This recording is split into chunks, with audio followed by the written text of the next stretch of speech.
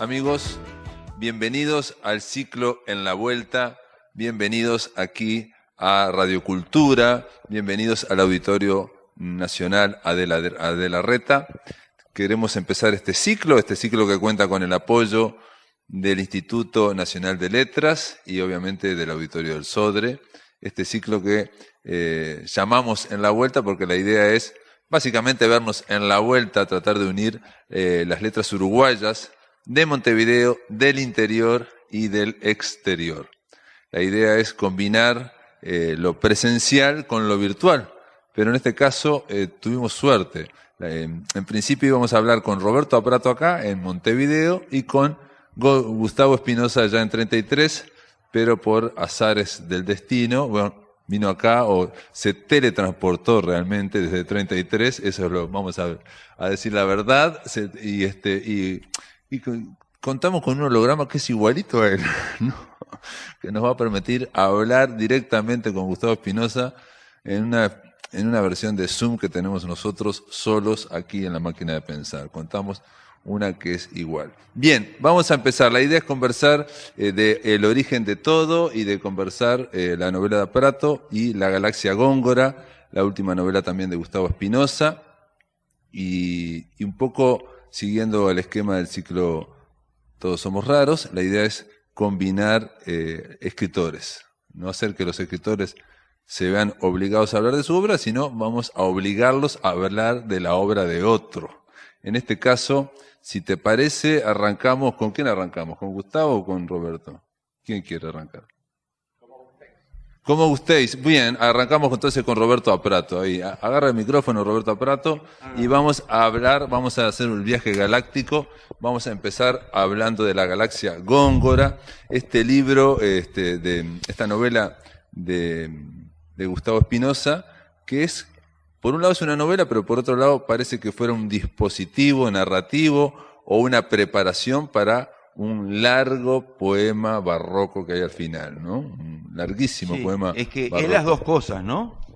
Es decir, es una novela que parece preparar ese poema final y que de hecho lo hace, pero no hay que olvidarse de que eso ocupa la mayor parte del libro.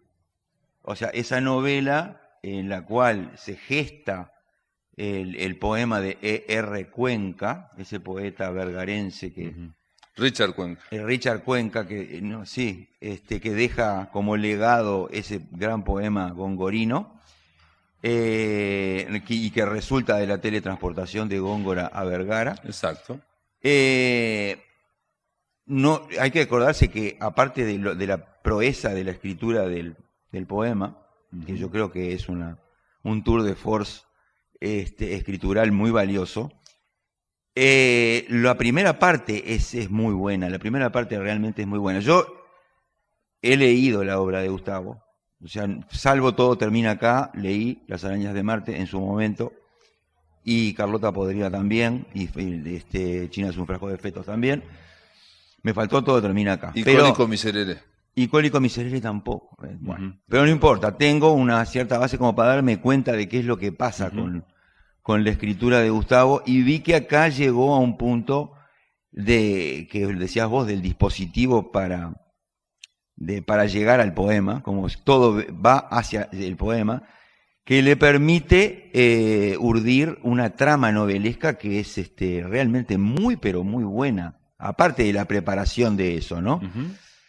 Que es esa cosa que ha trabajado mucho Gustavo, que es la relación o la chispa que se produce entre la experiencia del interior, la experiencia de 33 o la experiencia de Vergara en este momento, y la cabeza de Montevideo. O sea, hay una cultura en disputa que produce un resultado realmente insólito, ¿no? Yo no sé si solo con Montevideo, me parece que con la literatura, o sea, me parece que detrás de lo que escribe Gustavo Espinosa, pero creo que incluso detrás de lo que escribía Borges o muchísimos otros, es la idea de, ¿se puede hacer literatura desde la esquina del mundo? Sí. Esa pregunta desde la periferia, en el caso de Gustavo Espinosa es de la periferia, ¿no? O sea, estamos hablando de la esquina, ya alejado. Exacto. Y el escritor que él genera, Richard Cuenca, ya está en la periferia de la periferia. Ya para él 33 sería la metrópoli, porque está en Vergara y está en las afueras de Vergara. Y bueno, y se propone emular o se propone, digamos, hacerle un retruco a Góngora. Digo porque no dije Montevideo, porque Montevideo está muy presente. Montevideo está muy presente por los lugares, por la gente, por los personajes exóticos como Gustavo Verdecio, por ejemplo, o el propio Gustavo Espinosa que se coloca como personaje ahí, o Amir, y muchos otros que no se sabe si existen o si no existen, pero que... Sandino Núñez también. Sandino también. Sí, sí. Los que le hacen el reportaje, el otro profesor que es el mentor, es decir, todos se enmascaran o dan figuras que son indiscutiblemente montevideanas. Sí. Bueno, a diferencia de otros libros tuyos, Gustavo, acá hay muchos nombres propios, ¿no? Luis Neira aparece, por ejemplo, ¿no? O sea, hay muchos nombres. Y muchos otros, en realidad. Y hay otros que parece que son de verdad, pero no, yo qué sé. No importa. La cuestión es que es en ese jueguito de lo verdadero y lo ficcional se va creando un mundo literario muy fuerte que está amparado en las reglas de la novela realista, digamos, pero que a su vez tiene elementos de literatura fantástica, como todo eso de la transportación y todo eso. La teletransportación. La teletransportación. Sí, pero lo trajimos de 33. Y además la cultura como fuente de escritura, que cosa que yo valoro muchísimo en Gustavo, ¿no? Que es lo que, digamos, las frases que dan vuelta, de que caracolean largas entre comas y además sin errarle además a la sintaxis, pero que se las ingenian como para ir designando la experiencia de Vergara o la experiencia de 33 y al mismo tiempo juntarse con las lecturas. Es decir, tratar de meter las lecturas dentro de una experiencia que es ajena. Entonces, se produce esa mezcla rara de la cual sale absolutamente indemne, ¿no? Porque puede salir para adelante y crear esa intriga de chiquilinas embarazadas o de cabeza de mondongo o el chancho blanco o todo lo demás. O sea, que agarra todo eso que forma parte de la experiencia de una experiencia marginal, porque no solamente es marginal el lugar, sino los personajes. No sé si, vos sabés que yo me pregunto también si, no sé si solo es porque es la idea de traer la realidad a la, ¿no? A la literatura, en fin, tratar de representarla en la literatura, toda esa realidad marginal, periférica, etcétera, etcétera, o lo contrario es también. Lo mismo, que va y es, viene, que claro. es, como él está en una línea barroca que maneja precisamente la decadencia y la podredumbre como figuras estéticas, no sé qué, no sé cuánto, parece que esa literatura, bueno, parece que fuera como creando también ese mundo, digamos, ¿no? O sea, ¿me explico? Sí, claro. En el caso tuyo, por ejemplo, de Roberto Prato, yo venía pensando, uno es recontra barroco, que es ¿no? Y el otro es recontra conciso, clásico, no sé qué, no sé cuánto, ¿no? Son como dos formas distintas de representar, de hacer una novela, ¿no? Es verdad. Bueno, pero en el caso de Gustavo, yo creo que... O sea, perdón, las moscas, la podredumbre, esa estética, así que decís esa vos. Estética está constante y continua, la degradación de la vida, ¿no? El acecho constante de la decadencia en todas partes, ¿no? Todo se está degradando, todo está en proceso irreversible de muerte. Hay una cosa que yo lo noté ahora, la segunda vez que la leí, pues la leí 2 veces enterita como para quedar más... me doy cuenta que además hay que leer 2 veces, siempre, todo hay que leerlo 2 veces. Eso es el problema, ¿no? Que hay que leer la Odisea 2 veces, la Ilíada 2 veces, todo. Pero bueno, en la segunda vez me di cuenta de que hay otra mezcla metida ahí adentro, otra intersección, que es la del estilo de crónica. Ese estilo de informe. Es que es un informe de un crítico. Un informe de un crítico acerca de qué es lo que pasa con eso y cuál es la deriva de todo eso, ese proceso que se va gestando entre los personajes y que lleva el poema. Y al mismo tiempo, en ese informe, él se va metiendo en el relevamiento de esa realidad. Va preparando la lectura. Claro. Es una preparación para que leamos el final, el poema ese larguísimo, ¿no? Y entonces como crítico lo va preparando, ¿no? Digo, yo pensé, si se pusiera al revés, ¿no? Si se pusiera primero el poema y después todo, cambiaría totalmente porque digo, llegamos al poema después de haber atravesado Sí, a sí, y crítico que nos va diciendo que mira tal cosa, tal la otra. estrategia de la novela yo creo que consiste en que precisamente la primera parte, la novela y el poema, no se sientan como cuerpos extraños, sino que se sientan integrados. De lo contrario sería 1, 2. No son 1 y 2, son 1 y 2 solamente en forma técnica, formal. Pero de hecho están integrados. O sea, se siente desde el universo ficcional que se construye en la primera parte que el poema entra naturalmente ahí. O sea que es el testimonio que falta. Cuando yo hablé todo lo que podía hablar, porque además es 2/3 partes de la novela, ¿no? Es un cacho grande toda la parte de la novela, Sí, realista, el digamos. dispositivo, pero... El dispositivo y cómo prepara eso como está. Ahora yo llegué hasta acá. O sea, se gesta un sujeto que está hablando y dando un informe de lo más minucioso posible, y dentro de lo minucioso, y yo creo que ahí hay una cosa como de escritura poética casi, no sé por qué, puede ser un elogio decir que algo es poético, pero bueno, lo poético en el sentido de saber cómo nombrar, es decir, cómo nombrar detalle por detalle lo que él se propone como mundo del cual da el informe. Es decir, todo lo que pasa, porque además toda la parte de del viaje de Colonia hasta ahí. Es que ese crítico lo que está haciendo es tratar de contarnos la vida de Richard Cuenca también, para contarnos la génesis de cómo se hizo ese poema y para preparar nuestra lectura. Sí, claro. Pero todo ese mundo tiene que ser presentado de una determinada manera, para lo cual no alcanza con un resumen.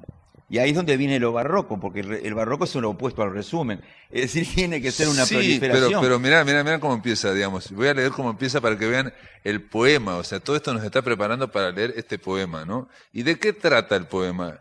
Y el poema trata de esto, porque arranca así. En el siglo XXIII, el trono de Dinamarca es ocupado por un monarca chino.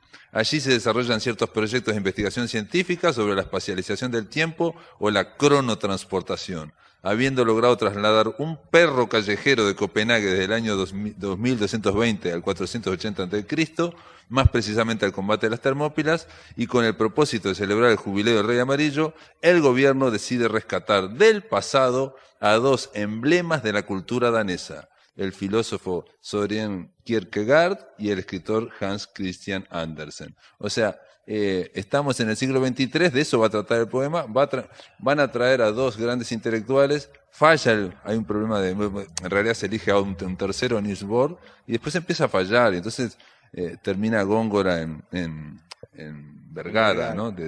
Trashumando en Vergara ahí, todo empieza a fallar. Y ese es el resumen, así arranca el dispositivo de la novela para decirnos, les voy a explicar de qué se trata ese resumen. Sí, pero después, cuando arranca la novela propiamente dicha, va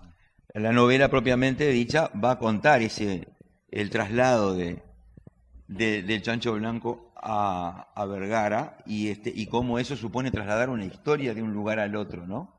Es decir, ese mecanismo de crear una especie de caldera del diablo ahí entre Colonia y la caldera Vergara. del diablo, bueno, Sí. ahí estamos hablando de obra mayor. De obra mayor, de Peyton Place. A ver, Gustavo Espinosa, la caldera del diablo. ¿Qué te parece esto que estuvimos hablando de la galaxia y antes de pasar a hablar del origen de todo? Bueno, a mí me ruboriza un poco. Claro, ustedes han tocado un tema que yo tenía pensado desde el comienzo, desde que leí El origen del mundo, de la novela de Roberto. De todo, el origen de todo. El origen de todo, sí. Está ahí, es presente. Es más grande que el del mundo, el de Prato. A Prato siempre es más ambicioso. Me fue imposible no relacionarlo al comienzo con el famoso cuadro, pero después. El origen del mundo, bien, muy bien. Ahora, muy bien. Y es una cosa que a mí me ruboriza un poco. Me había pasado lo mismo una vez que tuve que ir a Tacuarembó a presentar un librito de ensayos de Circe Maya, La casa de polvo sumerio. Sí. Entonces yo empecé diciendo allí que, citando aquella frase de Dante, ¿no? con vergoniosa fronte, que es cuando Dante se encuentra con Virgilio. Y como a todo cholulo, se ruboriza un poco, es como a mí me pasó, yo que sé, una vez que me encontré por la calle San José con Ricardo Mollo, por ejemplo. Pero no porque yo lo ponga a Roberto en el calibre de Virgiliano o de Circe misma, ¿no? Sino porque es una escritura tan discreta en el sentido que se le daban en el siglo de oro, ¿no? Tan precisa y ponderada, que a mí yo me siento como el guarango de la fiesta de algún modo, de tanta gesticulación, tantos fluidos corporales que chorrean incluso en los títulos. Sí, constantemente. Esos periodos a los que siempre tengo la impresión de que les sobran comas. Entonces, cuando yo veo con qué eficiencia y con qué perspicuidad, como decían los traductores de Aristóteles, ¿no? Se logra esa comunicación poética también, como es el caso de acá. A veces, por un lado, me gusta mucho encontrarme con poéticas que son otras, que difieren tanto de las mías, y que me parecen estéticamente tan interpelantes, digamos. Así que, bueno, y lo que ustedes dijeron, no sé, no hace más que engordar un poco mi narciso, digamos así, ¿no? También hay, digo una cosa, yo creo que la existencia previa, incluso la dispositio del libro, digamos, de poner primero la parte en prosa y luego el texto poético, también fue por una cuestión bastante más crematística, digamos así, o sea, sería un poco demasiado delirante y demasiado temerario para mí ir a plantearlo en editor. Mirá, quiero publicar este poema de 1900 versos, a ver qué te parece. Entonces, me pareció que podía ser, por un lado, desafiante desde el punto de vista literario y por otro lado más práctico, inscribirlo, digamos, en esta. Como si fuera una novela o, digamos, vincularlo a una novela. Pero, por ejemplo, yo pienso, digamos, claro, ahora voy a decir del largo poema, ¿no? Y es cierto que la prosa, la narrativa barroca de Gustavo está llena de símbolos bombiásticos, ¿no? O va generando, pero en un momento dice, habla de que va a hablar de una galaxia lila comprimida dentro de un clítoris del colibrí, ¿no?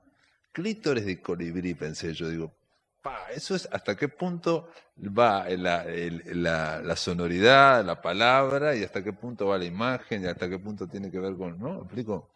Sí, una cosa lleva a la otra, parece, ¿no? Está como enganchada.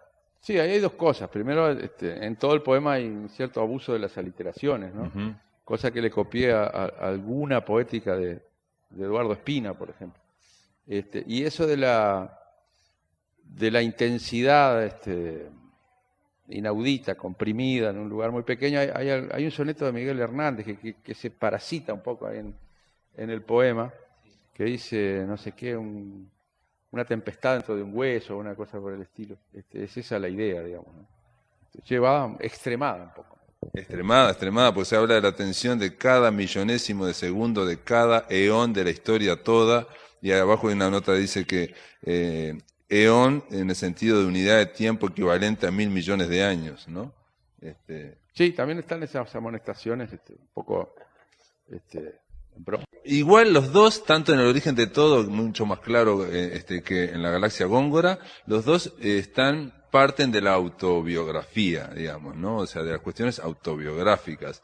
En la galaxia Góngora está Gustavo Espinosa, está Mir, están ahí yendo a la Facultad de Humanidades, y en Roberto Prato sí tiene una línea ya mucho más definida, que ni siquiera, no sé si se podría llamar de autoficción, es autobiográfica, ¿no? Que arranca con Íntima, o sea, con el padre, y por ahora, hasta ahora, culminó con El origen de todo, que es La madre, y que acaban de salir esos 2 libros juntos en Buenos Aires, editados al mismo tiempo, en el mismo libro, Mira. para unir el papá y la mamá, ¿no? O sea, Íntima es una novela mucho más grande y El origen de todo, estamos hablando de una novela muy chica, pero que para mí es como la condensación de todo ese camino, que se arrancó desde Íntima hasta acá para decir, en pocas palabras, cada vez más. Claro, a mí en cuanto a eso, en realidad, vino en mi auxilio la reseña de Francisco Alves Francese, fue en La Diaria, ¿verdad? Ujú. Porque últimamente se ha problematizado bastante, no sé si se ha problematizado, pero se ha hablado bastante de eso que se ha dado en llamar autoficción, ¿verdad? Que Claro. yo supongo que es un concepto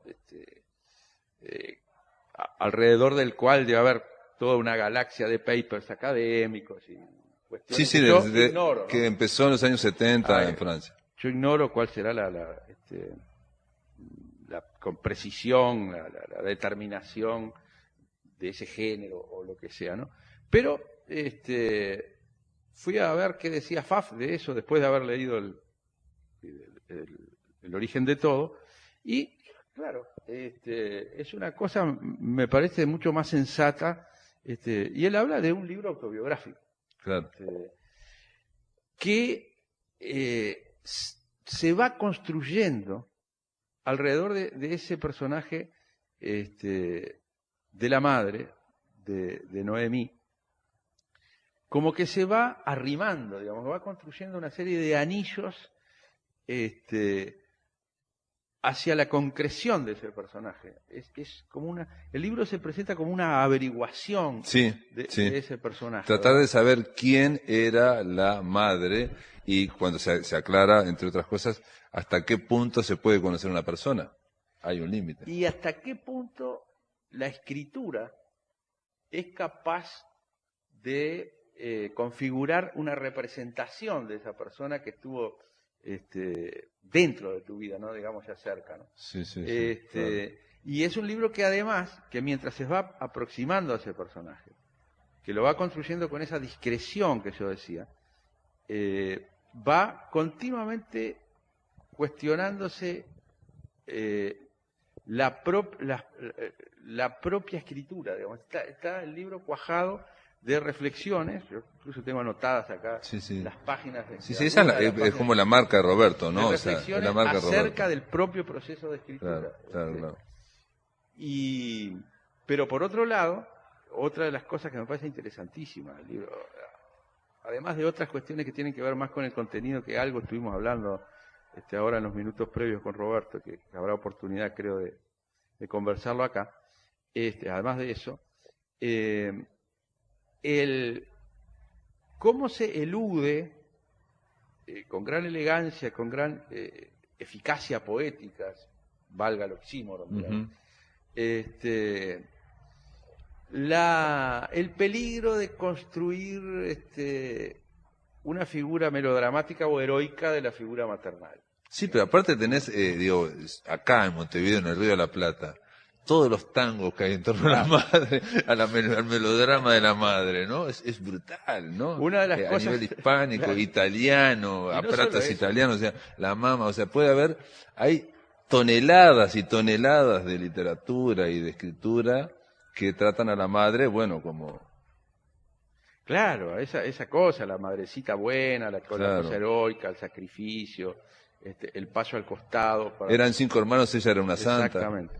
Bueno, una de las cosas de que se habla en el origen de todo es de bibliotecas familiares, ¿no? Y cómo, bueno, siempre nos determinan las bibliotecas familiares.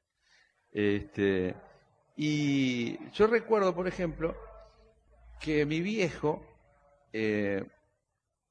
siempre compartimos lecturas, desde que vos mencionabas, desde las historietas de la editorial Columba, sí, el Tony de Argentina, D'Artagnan. hasta, bueno, Cortázar, Huarto, lo que fuera. Pero él solo me prohibió 2 cosas. Leer novelas de Marcial Lafuente. Estefanía y Corín Tellado. No, y los libros de la editorial Progreso de Moscú, algunos de los cuales habían en mi casa, como Así se templó el acero, o La madre de Gorky. O Campos Roturados. Y La madre, bueno, justamente. Yo nunca lo leí, no sé por qué obedecía a mi viejo, no me vino el impulso de ver por qué mi viejo prohibía eso. Claro. Tampoco con demasiados argumentos, ¿no? Pero tengo entendido que se trata de un melodrama tremebundo, ¿no? Por el melodrama. Bueno, decir, pero retomando lo que empezaste, que yo te interrumpí, digamos, él trata de evitar todo sentimentalismo en ese sentido dista mucho del barroco, si se quiere, no va, digamos, al sentimiento frontal y directamente, no va a la intensidad, sino que como da una gran rodeo discreto, pero me parece a mí, o por lo menos cuando yo lo leí, que me emocionó más eso. Claro. Porque cuando logras, digamos, engancharte con la figura de la madre, ahí te emociona, porque ves que debajo de todo ese témpano hay un magma de emoción. Yo creo que hay un misterio. Claro, y hay un misterio. Hay un misterio. Un misterio que no se devela, pero se dice, acá hay un misterio. Exacto. Es decir, se señala un misterio. Exacto. Sin conclusión. Terminar de develarlo. Digamos. Exacto. Eso es uno de los... ¿Y cómo puede ser además que ese misterio haya estado tan adentro y tan cerca, no? Justamente cuanto más cerca está, más misterioso es.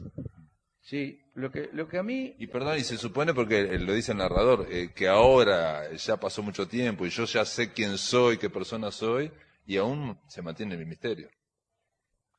Sí, hay un momento incluso en que esa construcción de la discreción de Noemí, ¿verdad? Pues es un personaje que parece haber optado por cierto retiro.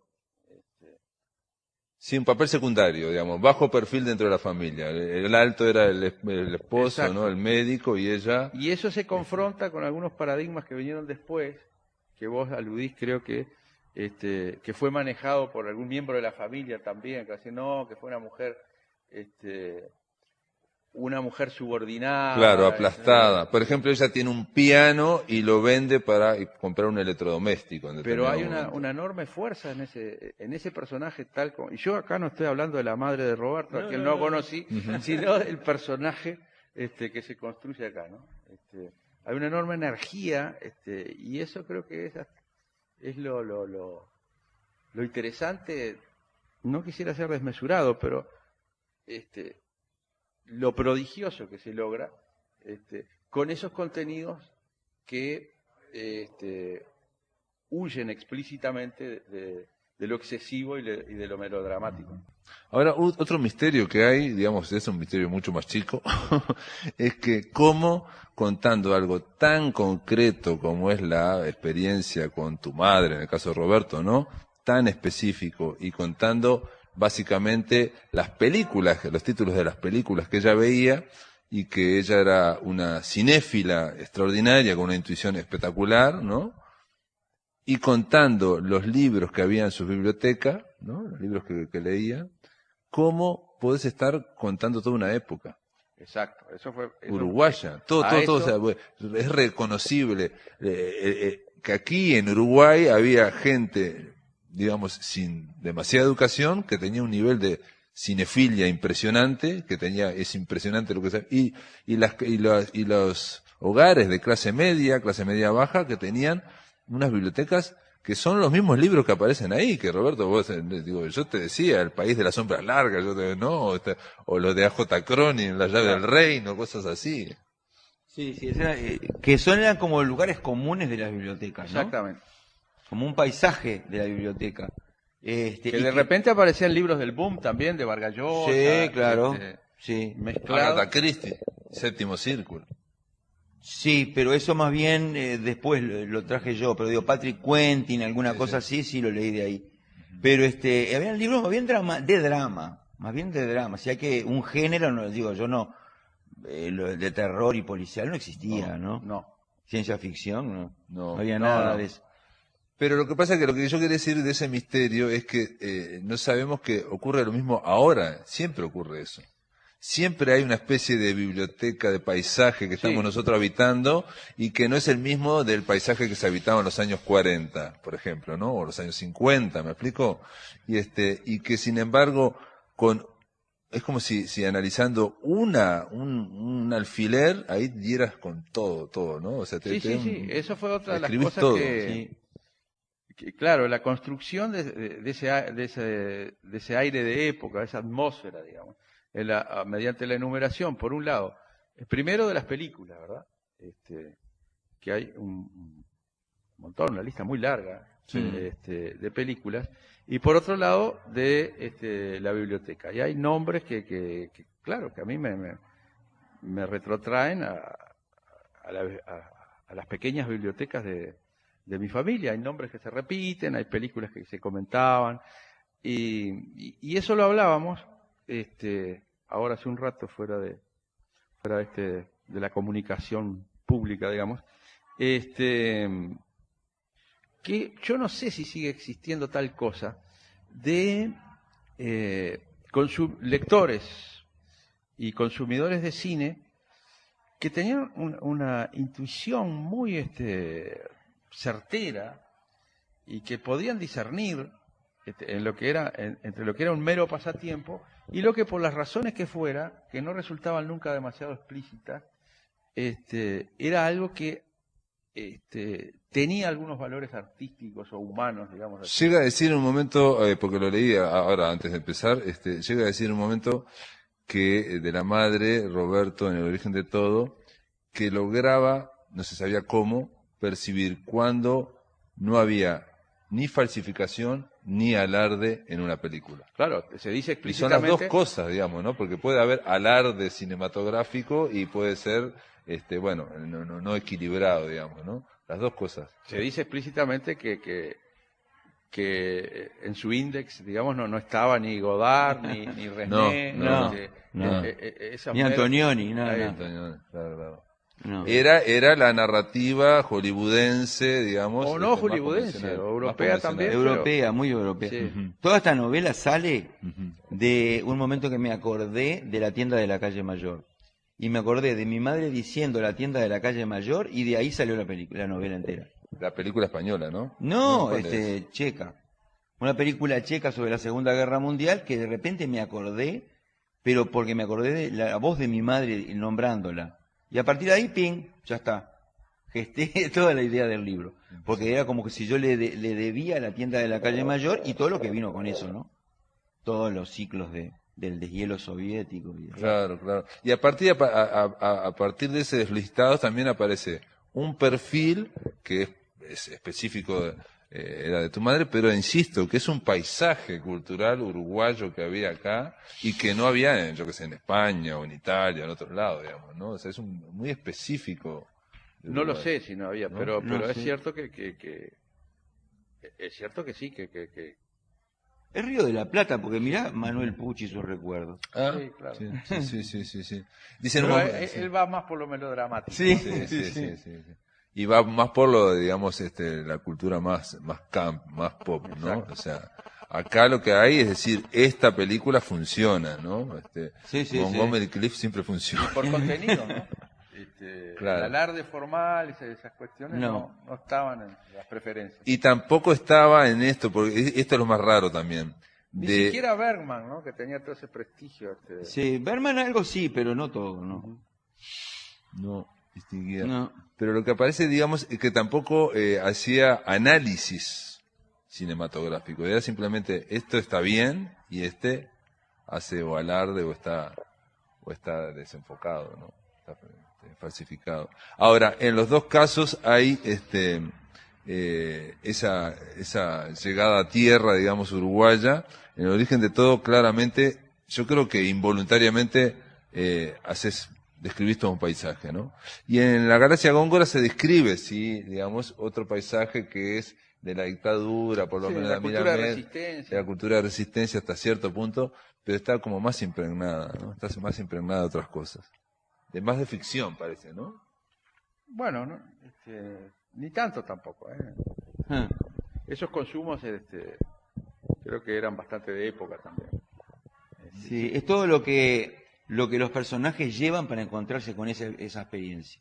Y es esa relación entre los temas musicales, los libros, las películas, que llevan los personajes tuyos, y que se juntan con las historias que vienen del otro lado, ¿no? Lo que está en la urdimbre misma de la vida de Vergara.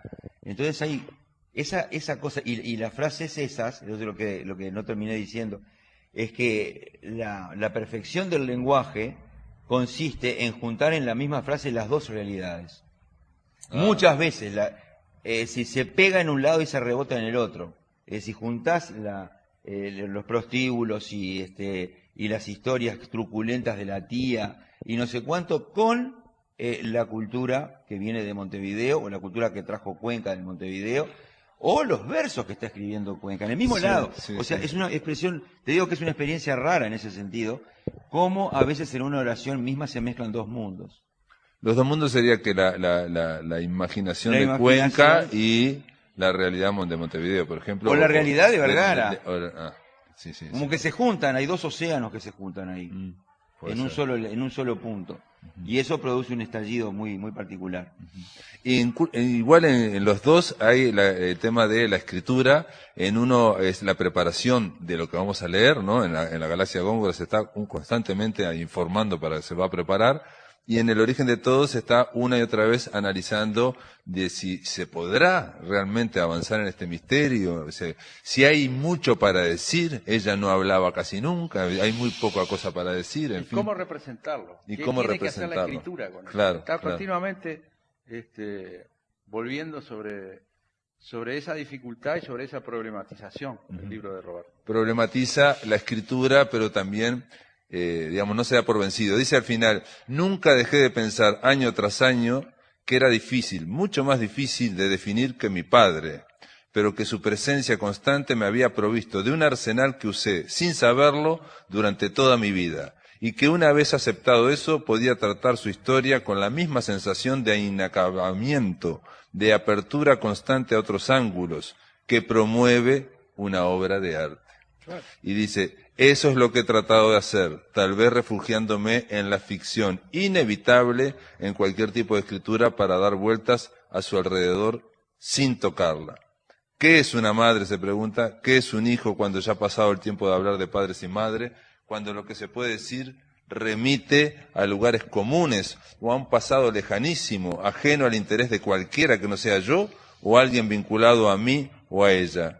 Cuando ya estoy en edad de saber quién soy. Y finalmente, ¿dónde está la fuerza de un relato explicativo cuando además es imposible llegar a conclusión alguna?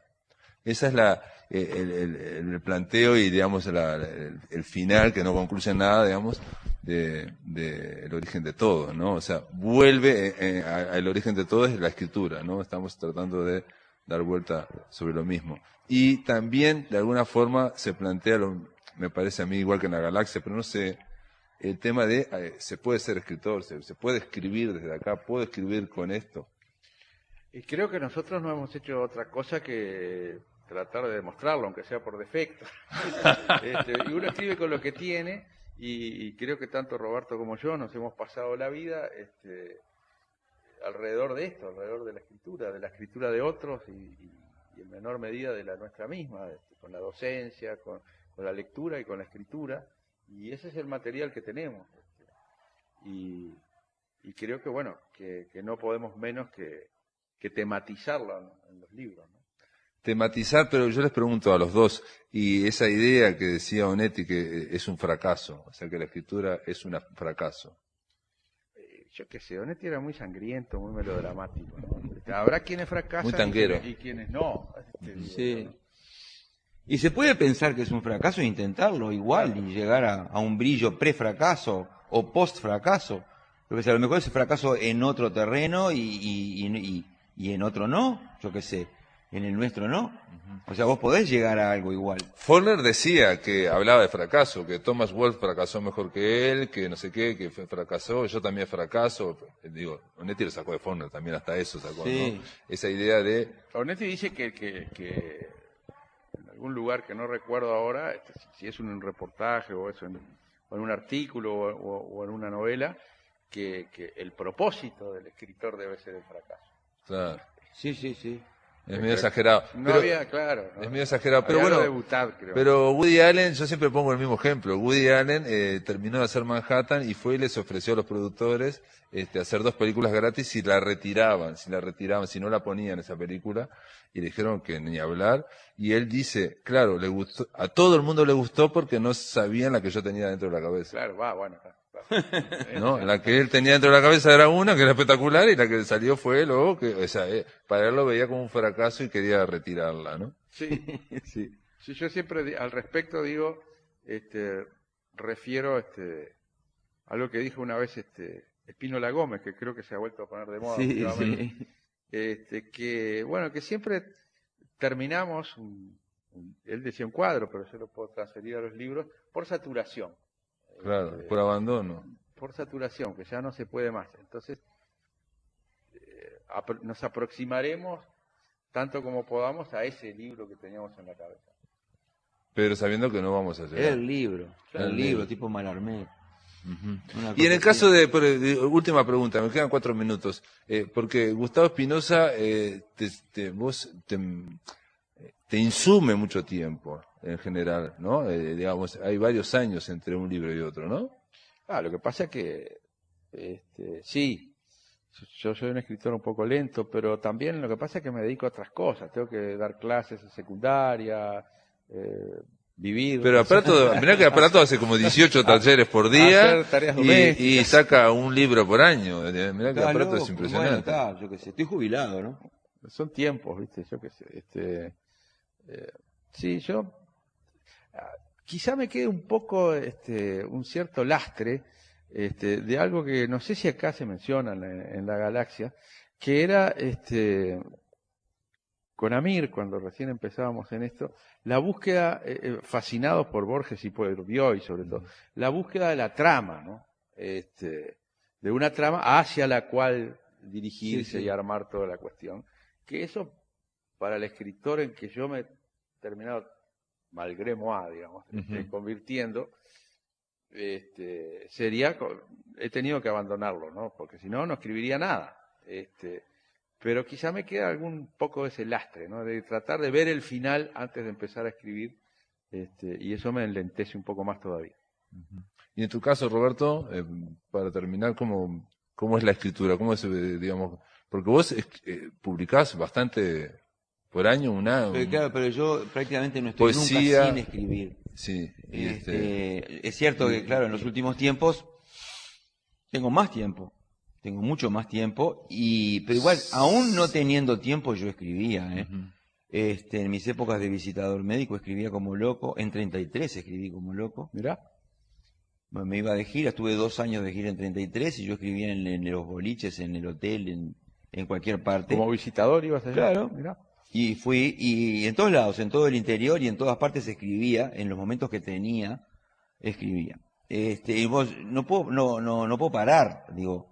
Y hay momentos en que me tengo que restringir porque me doy cuenta que por ahí no va, y por ahí no va, y por ahí no va, y bueno, tengo que hacer un autobloqueo, digamos. Pero ¿qué pasa con la corrección? Porque yo me imagino No. también que Gustavo Espinosa, no sé por qué, es un bolazo mío, me imagino que hay como una gran trabajo de corrección. No sé. Bueno, obviamente para escribir sí, no. ese poema largo. Primero es lo que, obvio sí, hay una lo cuestión que de corrijo corrección. yo, después lo que corrige mi mujer, y después las peleas tremendas con los editores, por ejemplo, ¿no? Por esta coma va acá o allá. O Sí, este neologismo claro, que- claro. ¿De dónde sacaste esa palabra? Y en tu no, caso, no, ¿cómo no, haces yo la corrijo corrección? mucho. Yo hasta hace un tiempito yo escribía todavía a mano. Yo escribía a mano y después lo pasaba. Y ahí corregías. Y ahí corregía. Claro. Ahora ya no puedo escribir más a mano, es imposible, no sé, perdí la capacidad. Lo bueno de la escritura a mano, que yo lo único que escribí a mano fue China, mi primera Sí. novela, Ujú. que quedan huellas muchos más materiales que el resto. Ah, ¿no? claro. Lo otro es digital, lo otro queda digital. Sí.